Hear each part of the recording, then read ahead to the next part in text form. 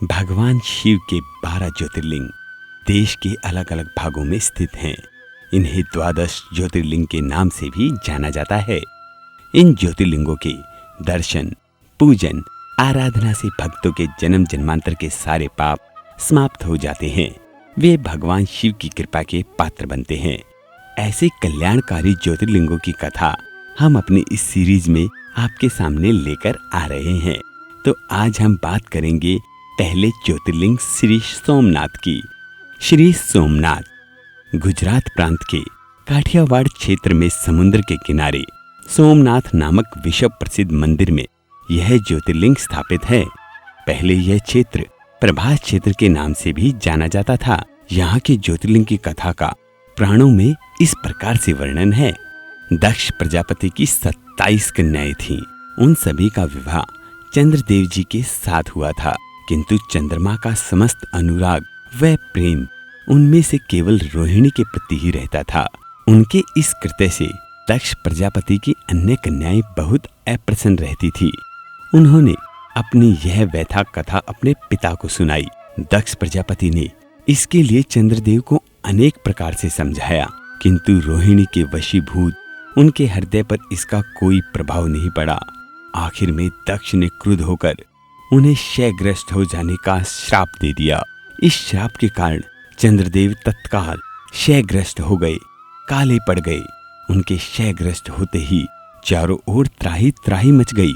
अब चंद्रमा अपनी प्रार्थना इंद्र देवता के सामने लेकर गए। उनकी प्रार्थना सुनकर इंद्रादि देवता तथा वशिष्ठ आदि ऋषिगण उनके उद्धार के लिए पितामह ब्रह्मा जी के पास गए। सारी बातों को सुनकर ब्रह्मा जी ने कहा, चंद्रमा अपने शाप विमोचन के लिए अन्य देवों के साथ पवित्र प्रभास क्षेत्र में जाकर महामृत्युंजय भगवान शिव की आराधना करें।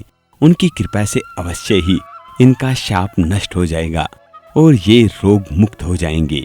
उनके कहने के अनुसार चंद्रदेव ने मृत्युंजय भगवान की आराधना का सारा कार्य पूरा किया। उन्होंने घोर तपस्या करते हुए 10 करोड़ बार महामृत्युंजय मंत्र का जाप किया। इससे प्रसन्न होकर मृत्युंजय भगवान शिव ने उन्हें अमरत्व का वरदान प्रदान किया। उन्होंने कहा, चंद्रदेव तुम शोक ना करो, मेरे वर से तुम्हारा शाप मोचन तो होगा ही, साथ ही साथ प्रजापति दक्ष के वचनों की रक्षा भी हो जाएगी। इसीलिए कृष्ण पक्ष के प्रतिदिन तुम्हारी एक एक कला क्षीण होगी, किंतु पुनः शुक्ल पक्ष में उसी कर्म में तुम्हारी एक एक कला बढ़ जाया करेगी। इस प्रकार प्रत्येक पूर्णिमा को तुम्हें पूर्ण चंद्रत्व प्राप्त होता रहेगा। चंद्रमा को मिलने वाले इस वरदान से सारे लोगों के प्राणी प्रसन्न हो उठे। चंद्रदेव पुनः 10 दिशाओं में सुधा वर्षण का कार्य करने लगे। शाप मुक्त होकर चंद्रदेव ने अन्य देवताओं के साथ मिलकर महामृत्युंजय भगवान से प्रार्थना की कि आप माता पार्वती जी के साथ सदा के लिए प्राणों के उद्धारणार्थ यहाँ निवास करें। भगवान शिव ने उनकी इस प्रार्थना को स्वीकार करके ज्योतिर्लिंग के रूप में माता पार्वती जी के साथ भगवान शिव तभी से यहाँ रहने लगे। पावन प्रभास क्षेत्र में स्थित इस सोमनाथ ज्योतिर्लिंग की महिमा महाभारत, श्री भागवत कथा तथा स्कंद पुराणों में भी विस्तार से बताई गई है। इसके दर्शन, पूजन, आराधना से भक्तों के जन्म जन्मांतर के सारे पाप और दुष्कृत्य विनष्ट हो जाते हैं।